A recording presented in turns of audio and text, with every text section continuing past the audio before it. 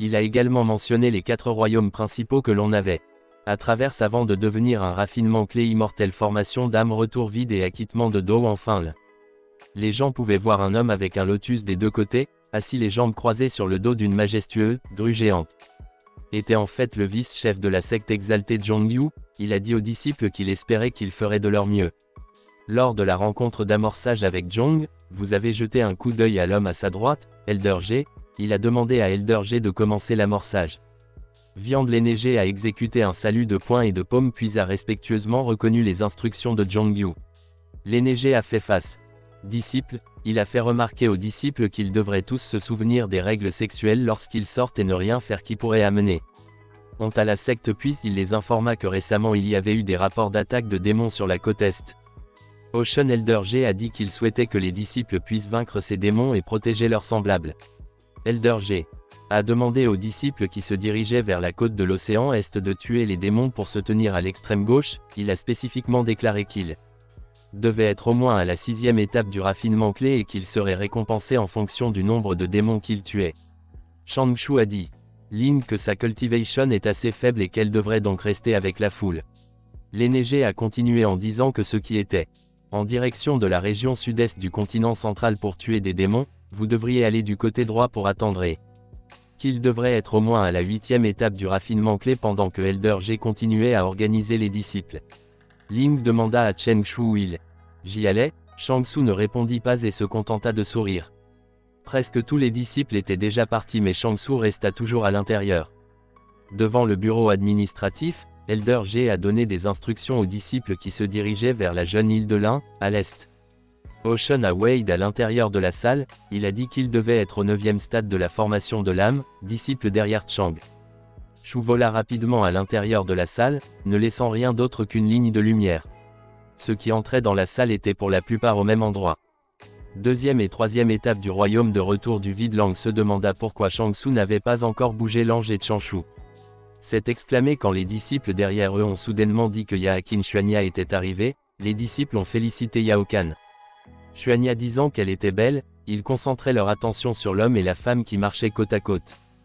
Côté vers l'avant du bureau administratif, la femme qui portait une tenue rouge et blanche et qui était portant des brassards et la femme que la foule venait de féliciter Yakin Xuanya. Yakin Xuanya dégageait un rhume et aura antisocial. Les disciples ont réalisé que l'homme qui marchait à côté de Yakin Xuanya était en fait leur frère aîné.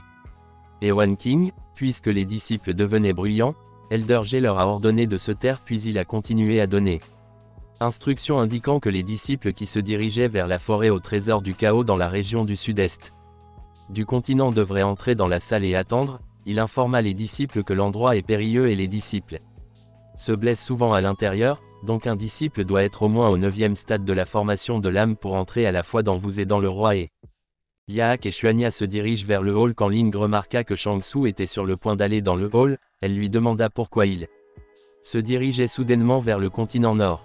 Shang a simplement dit à Lang qu'il allait récolter des herbes mais quand Ling lui a demandé si les herbes de leur maison n'étaient pas suffisantes, Changshu s'est juste gratté la joue. Ling a jeté un coup d'œil à Yakin Xuanya tout en demandant à Changshu pourquoi il se rendait dans un endroit si dangereux avant que Changshu puisse répondre. L'aîné G a appelé Ling et lui a dit de se diriger rapidement dans sa salle d'attente et de ne pas retarder le moment propice pour partir. Ling reconnut les paroles de frère G, puis soupira alors qu'elle se dirigeait vers sa salle d'attente. Ling demanda à Changshu de prendre soin de lui puis elle l'appela le stupide frère aîné. Changshu a souri à Ling et a dit qu'il verrait qu'ils étaient sur le point de partir. Changshu a eu excité à l'idée de mettre la main sur l'herbe émancipatrice immortelle quelques instants plus tard à l'intérieur du hall. Changshu s'est retrouvé dans une situation délicate, les gens autour de lui le regardaient avec des expressions intriguées et se demandaient qui il c'était alors même que Changshu observait qu'un cultivateur mal murmurait à une cultivatrice que Changshu n'était qu'au la 9e étape de la formation de l'âme ne savait plus quoi faire ou sauver Changshu. Soudain, quelqu'un derrière lui l'appela Changshu le junior du petit Kyongpik. Lorsque Changshu tourna la tête, il vit une femme qui lui tapota l'épaule et lui a demandé ce qu'il faisait là et pourquoi il allait dans la forêt au trésor du chaos juste après être entré dans le 9e étape de la formation de l'âme. La femme s'est avérée être Juju du pic céleste. Elle a informé Changshu que s'il voulait pour sortir, il devrait se diriger vers l'océan de l'Est pour combattre les démons des crevettes. Changshu a levé le poing en s'adressant à Juju en tant que tante. Maître juif et lui expliqua qu'il devait rechercher une certaine herbe qui ne pouvait être trouvée que sur le continent nord. Cependant, avant que Changshu ne puisse finir de parler, Juju l'interrompit en faisant remarquer que s'il mourait, son maître viendrait pleurer. À elle et cette seule pensée l'ennuyait. Juju lança un signe à Changshu mentionnant qu'elle était en bons termes avec son maître et lui donnerait ainsi le gage. Juju informa Changshu qu'il pouvait en obtenir une quelle que soit l'herbe qu'il voulait. Nécessaire du référentiel donc il n'avait pas besoin de s'aventurer dehors, elle a dit qu'il devait simplement le demander et il le facturerait sur son compte mensuel. Changshu se demandait comment le jeton d'identité d'un ancien de la secte pouvait être donné avec tant de désinvolture. En réponse, Changshu a rendu le jeton en exprimant que s'il avait le choix, il ne voudrait pas prendre le risque non plus, mais c'était quelque chose qu'il devait faire selon les règles sexuelles que Juju ne pouvait pas rejeter. Les disciples demandent à sortir et à entraîner Changshu ont demandé à Juju d'accorder ses demandes, Juju visiblement frustrée a pris. Elle a ensuite récupéré le jeton de la main de Changshu, elle a ensuite appelé Wu, King et Yaakin Xuanya qui ont été soudainement invoqués par son Jaco a répondu respectueusement à l'appel de Juju tandis que Toi et King souriaient simplement maladroitement. Juju a demandé aux deux Yaok et Xuanga et Yuan King pour s'occuper de Changshu s'il en avait les moyens. Yaak, Xuanya et Yuan King reconnaissaient l'ordre de Juju mais la reine des glaces et l'homme ensoleillé Changshu pense que Yaokin Xuanya et Yuan King sont tout à fait compatibles. Plus tard dans la journée, quand tout le monde était rassemblé, ils sortirent de la salle sous le ciel clair. Juju demanda à tout le monde pour se détendre, elle a dit qu'il n'y avait pas besoin d'être nerveux car il ne serait plus soumis à autant de règles une fois qu'il quitterait le secte. Lorsqu'un cultivateur et une pratiquante sont arrivés, Juju les a présentés comme Wang Kai et Louisiane. Juju a dit que les deux voyageront avec eux pendant que Wang Kai et Louisiane saluaient Juju. Ils se demandaient pourquoi les Changshu étaient là. Ils ne pouvaient pas croire qu'il ose réellement aller dans la forêt au trésor du chaos avec son niveau de cultivation. Changshu a remarqué Wang Kai et Louis dans ses escaliers, il ne pouvait s'empêcher de se demander s'il était si antipathique alors que tout le monde était prêt.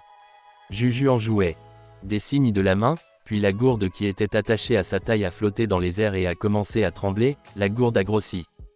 Et quand il est devenu assez grand, Changshu et les autres ont immédiatement grimpé dessus dès que tout le monde est monté à bord. La gourde s'est immédiatement envolée, laissant une traînée de lumière dorée au-dessus de la gourde sur laquelle les disciples étaient assis confortablement pendant que Juju était assis près de l'ouverture du gourde, buvant de l'alcool dans une autre gourde. Vous et King étiez les premiers.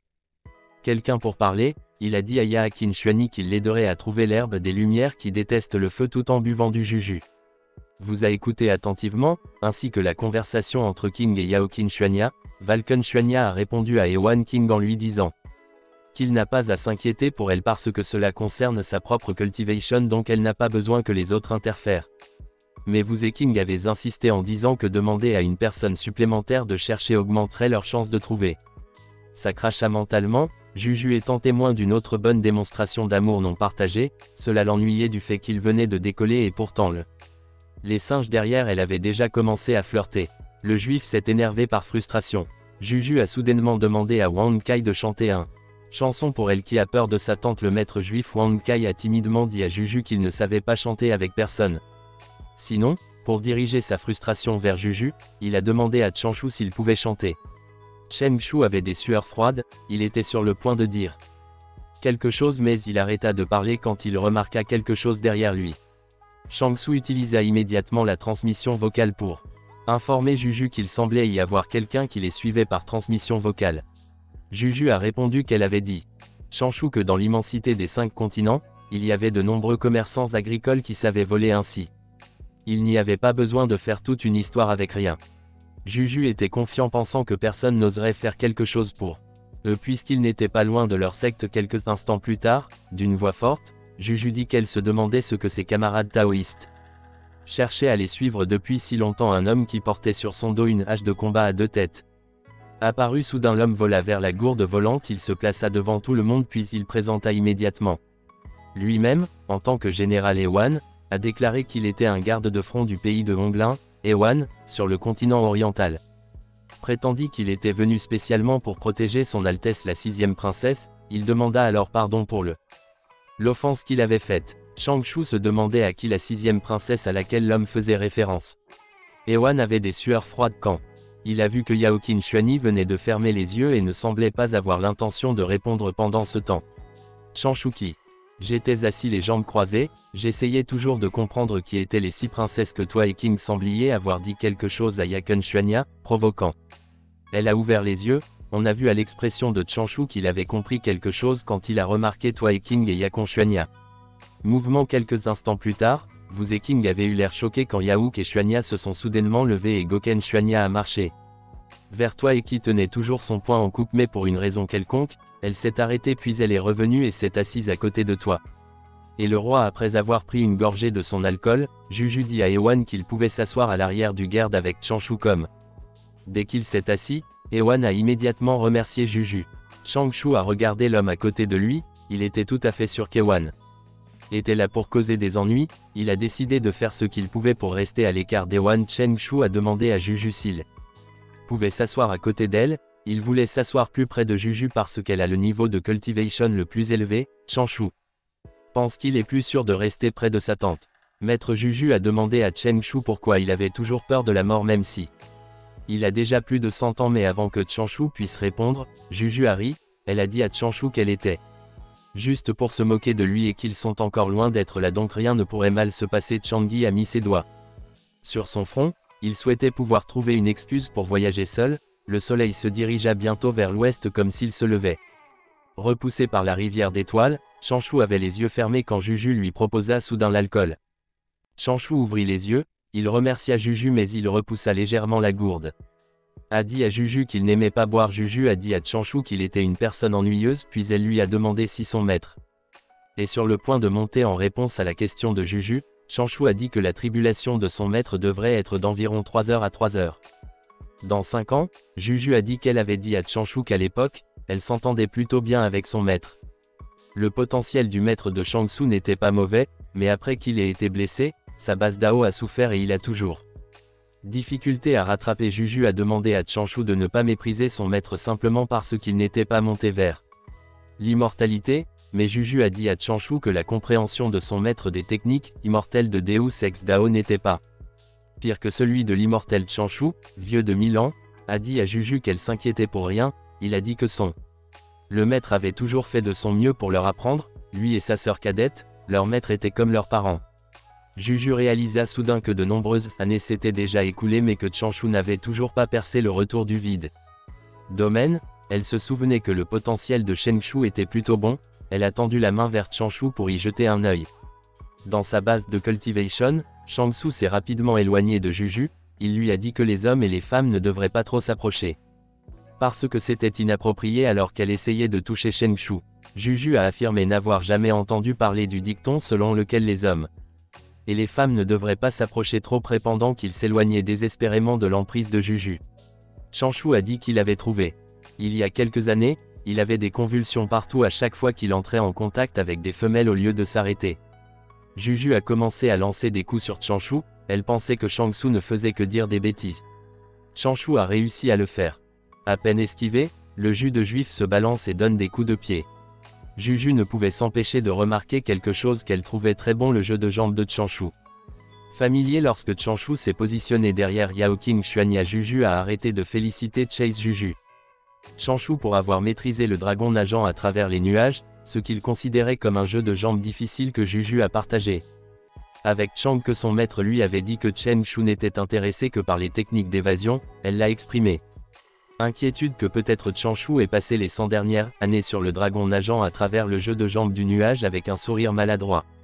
Changshu a assuré à Juju qu'il avait toujours travaillé dur pour cultiver le Changshu et était sur le point de dire qu'il n'avait jamais été paresseux. Mais ces mots furent interrompus quand il ressentit soudain quelque chose alors qu'il baissait les yeux. Changshu avait l'impression d'avoir été frappé par éclair. Il a été surpris de voir Yao Qinshuani lui piquer la cuisse. Changshu a maudit, il ne pensait pas que Yao Qinshuani, qui était censé être une reine des glaces, ferait quelque chose comme ça. Il se souvint alors qu'il avait dit à Juju qu'il le ferait. Des convulsions partout à chaque fois qu'il entrait en contact avec des femmes. Changshu s'effondrait soudainement, des larmes coulaient de ses yeux et sa bouche a commencé à mousser. Il avait posé ce drapeau pour lui-même, il a donc dû récolter ce qu'il avait semé plus tard dans la nuit quand Changshu s'était remis d'une maladie, il ne l'avait pas vraiment fait. Yao Qinshuani l'a approché, elle a admis qu'elle l'avait fait. A dépassé les limites, puis elle a dit qu'elle espérait que Changshu pourrait lui pardonner sur un ton quelque peu coupable. Changshu a dit à Yaouk que tout allait bien. Juju a appelé Changshu, elle lui a dit que la maladie pourrait être un démon mental causé par le fait d'avoir été enfermé sur la montagne avec seulement son maître pendant si longtemps. Juju a réfléchi à la façon dont elle pourrait aider les Changshu à gérer ces démons mentaux afin qu'ils puissent à nouveau cultiver normalement, se demandant si combattre le poison par le poison pourrait résoudre le problème de Changshu. Juju pensa à utiliser la beauté des femmes 2 jours plus tard, alors qu'elle était presque à la hauteur. Leur destination, la Louisiane, a soudainement demandé à Juju pourquoi il y avait des points d'entrée sur le continent nord même si c'en était un des 4 continents. Elle se demandait si c'était parce que les miasmes s'y formaient naturellement sans qu'on vous le demande. Et King a dit que pour les pratiquants du royaume du retour du vide, il n'est pas difficile de résister aux miasmes du continent nord. A dit que les choses les plus gênantes sont les insectes venimeux, les herbes et les bêtes nées des miasmes qui sont extrêmement difficiles à gérer. Juju vous a dit, à vous et à King, qu'il n'avait pas répondu à la question. Elle a souligné que la Louisiane demandait pourquoi il y avait des points d'entrée. Ewan a pris la liberté de répondre, il a dit que c'était à cause des démons. Il a expliqué que les humains se sont rassemblés sur le continent sud, laissant le continent nord à la race des mages. Dans les temps anciens, les saints coupaient les 4 pattes d'une tortue noire et les utilisaient pour soutenir le ciel en ruine. Ewan a dit que les pattes sont connues comme les piliers célestes. La tortue noire ressentait un profond ressentiment et c'est pourquoi elle a utilisé ses énormes pattes. Corps et des sorts puissants pour créer des miasmes sur le continent nord qui ne peuvent pas être dissipés à ce jour. Les miasmes ont donné naissance à de nombreux insectes et herbes venimeux, ils sont également devenus un terrain fertile pour de nombreuses personnes. Fleurs étranges et bêtes féroces, même les immortels du ciel n'osent pas aller trop loin après le grand démon magie. Guerre, les restes de la race des mages s'y sont échappés et se sont rendus à l'extrême nord du continent nord qu'ils ont essayé. Difficile de survivre mais ils sont maintenant au bord de l'extinction, les démons qui nourrissaient une haine profondément enracinée envers la race des mages ainsi que les démons qui avaient été chassés par les cultivateurs humains se sont tous rassemblés sur le. Après un certain temps, le continent nord est devenu le territoire de nombreux démons puissants en écoutant les paroles d'Ewan. Toi et le roi Yaokin Chuanya Wang Kai et la Louisiane avaient inévitablement eu peur. Juju a demandé à tout le monde de regarder les montagnes autour d'eux, elle leur a dit que personne ne sait combien de vieux démons s'y cachent en attendant une opportunité de dévorer de jeunes cultivateurs comme eux. Changshu sourit maladroitement, il savait que la raison pour laquelle Juju ne se retenait pas et les effrayés était d'augmenter leur vigilance. Juju dit alors que la ville en dessous d'eux est l'une des portes d'entrée. Montrant le continent nord, elle a dit à tout le monde qu'ils devraient en profiter pour acheter des produits anti-miasmes, des talismans et des pilules détoxifiantes dès qu'ils ont atterri. Wang Kai et Luyan sont jumelés pour aller regarder autour de vous et King, accompagné de Yakon Chuanya disant qu'il connaît quelques types de pilules détoxifiantes qui sont très efficaces. Changshu a été laissé seul appuyé contre un mur. Juju a offert une pochette à Chanshua, elle a dit qu'elle savait que le maître de Changshu ne l'avait pas fait. J'ai beaucoup à lui donner, elle a dit à Changshu de prendre la pochette et d'aller acheter quelque chose, elle a dit qu'un homme adulte comme Shang, qui devrait apprendre à se débrouiller seul. Changshu a pris la pochette avec gratitude plus tard dans la journée alors qu'il était en itinérance. Dans la ville, il était confus lorsque Yao Ken Shuga l'a soudainement appelé Yao King Shuanga, a mis 2 flacons de pilules. Certains talus palmes disent que ces choses sont pour lui. Changshu regarda les choses sur sa paume, il ne pouvait s'empêcher de le faire. Demandez à Yaokin Shunya pourquoi elle lui donnait soudainement des choses. L'Alcon Shuenya a demandé à Changshu de considérer cela comme un cadeau d'excuse. Elle a dit que ce qui s'était passé avant était son erreur lorsque Jacoania s'est éloigné mentalement du côté Changshu Yaokin. Les actions de Shuanya lui ont fait penser qu'elle n'était pas vraiment à la hauteur de son nom de déesse de la glace après avoir acheté ce qu'ils avaient acheté. En cas de besoin, ils se regroupèrent immédiatement et se dirigèrent vers le chaos de Treasure Mountain si l'on devait parcourir environ 150 km vers le nord de la ville, ils arriveraient aux limites des miasmes qu'était la région où les disciples du Duchek immortel s'entraîneraient avant de commencer le procès. Juju informa tout le monde, dit-elle, que selon les règles, l'entraînement durera 20 jours, le chronomètre démarre à partir du moment où ils entrent dans le chaos. Fort et au trésor s'ils sortent d'eux-mêmes avant la fin des 20 jours, cela sera considéré comme un échec au test et il y aura une punition à leur retour dans la secte. Juju a dit à tout le monde que la punition n'était en réalité qu'une punition. Déduction de leur allocation mensuelle ou quelque chose qu'elle a souligné qu'ils devraient partir immédiatement une fois qu'ils auront couru en danger en disant que leur survie est toujours la chose la plus importante. Juju a dit qu'elle les attendrait tous dehors puisque cette expédition était censée les pousser au-delà de leurs limites, elle ne peut pas les suivre et les protéger. Tout le temps, Chanshu jetait un coup d'œil à Ewan puis Juju regardait Ewan, elle lui disait d'attendre dehors aussi. Ewan demanda à Juju de laisser. Lui suivit les disciples en disant qu'il était venu avec l'ordre de protéger la 6e princesse pendant qu'Ewan parlait de Chanshu. Je l'ai regardé et je l'ai observé. Chanshu a l'impression qu'Ewan est un peu louche. Ewan a souri et s'est gratté la tête quand Juju lui dit que leur but était de former les disciples et que s'ils voulaient la protéger tout le temps, il y aurait que leur venue là-bas n'ait aucun sens. Juju vous laisse choisir s'il allait rester là-bas ou si elle l'attacherait. Soudain, King et vous avez rejoint la conversation qu'il vous avait demandé et de suivre les instructions de Juju et d'attendre dehors. Vous a assuré et qu'il protégerait Yaoqin Xuanyu avec sa vie. Shangsu qui avait observé Yuan est devenu certain qu'il se passait quelque chose de louche entre Yuan et Ewan King. Tu lui as raclé la gorge puis elle a dit à tout le monde que elle leur donnerait 2 rappels, le premier est de s'entraider lorsqu'il entre à l'intérieur et d'éviter de continuer les leurs. Elle vous a alors demandé, à vous, à King et à Yaoqin Xuanya, qui avaient les plus hautes cultivations, de veiller sur les autres. La seconde est de ne pas pousser leur chance alors qu'elle passait devant Chanshu, elle a spécifiquement dit qu'ils ne devraient pas risquer leur vie pour chercher des herbes. Elle s'est arrêtée devant Yaoqin Xuanya puis elle a dit que les herbes normalement précieuses seraient gardées par des bêtes féroces. Ces bêtes féroces ne sont pas stupides et les cultivateurs comme eux sont la meilleure nourriture qu'ils puissent obtenir. Juju pinça la joue de Yaoqin Xuanya tout en lui disant que la bête spécialement avoir envie de viande tendre et de qualité supérieure comme la sienne, l'Alcan Xuana ne pouvait s'empêcher de demander à Juju de maintenir sa dignité. Quand Juju n'a pas arrêté de lui pincer la joue, Juju a apprécié la douceur de la joue de Yaoqin Xuanya, puis elle l'a dit à Yaoqin Xuanya qu'elle l'enviait vraiment. Juju a dit qu'elle aimerait aussi que quelqu'un la suive derrière elle et l'appelle Junior. Sœur Juju toute la journée, Juju a donné un pendentif à Yaoqin Xuang et lui a dit que c'était une communication à Jade qu'elle avait demandé qu'elle le brise au cas où elle aurait besoin d'aide ou rencontrerait des problèmes. Juju a dit qu'elle se précipiterait pour aider dès que possible. Comme Yaoqin Suga a cassé le pendentif mais en utilisant la communication Jade signifiait un échec automatique alors quand elle est revenue. La SEC déduirait son allocation mensuelle.